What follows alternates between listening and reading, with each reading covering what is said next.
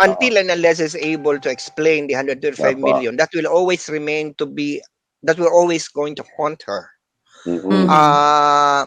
It is her Waterloo early at this point. I'm not saying that she's going to be fatally wounded by this or Affected political. by It this, is going to greatly be an issue against her. Alalahanin natin si Vice President Binay noong 2016, frontrunner siya nung una, Yes, hindi ba? yes, yeah. Afterwards, nung patuloy siyang inatake tungkol sa kanyang mga alleged corruption doon sa mga lupa niya dito sa Batangas ba yun, unti-unting naging nabubaba ng Babae, kung bubaba ano ang pa ranking ginawa. niya. Hindi ba? So that is something that, you know, this is political war.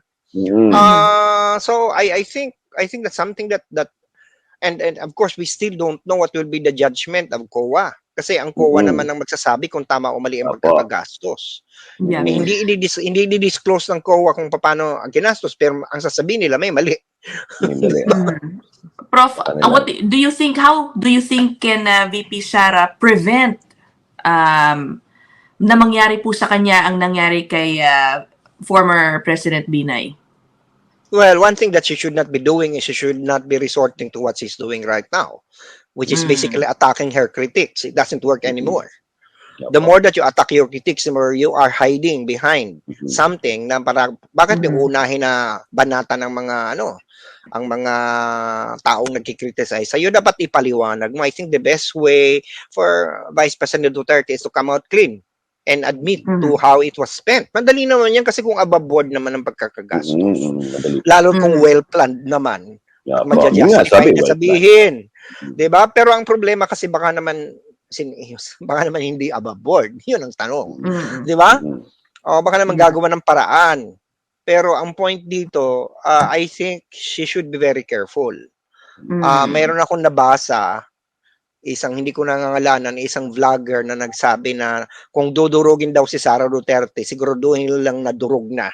Dahil kung siya ay manalo ng sa pagka-presidente sa 2028, Santissima Trinidad daw. Para sabi ko, natawa naman ako. Bihira ako mag-comment doon sa post nitong vlogger na to kasi kinalimutan ko ng matagal na ang mga pinupost niya. Kailan nakarating sa akin, sabi ko, is this a joke or is this a threat? You know?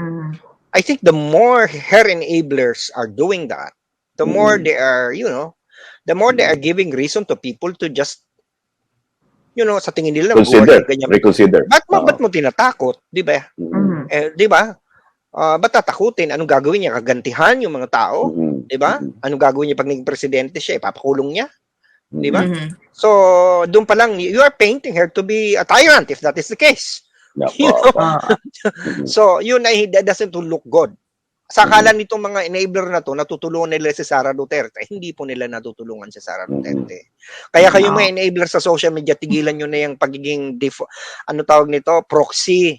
Pagpo-proxy nyo sa pananakot. Kasi baka lalong nakakasama yan sa inyong principal.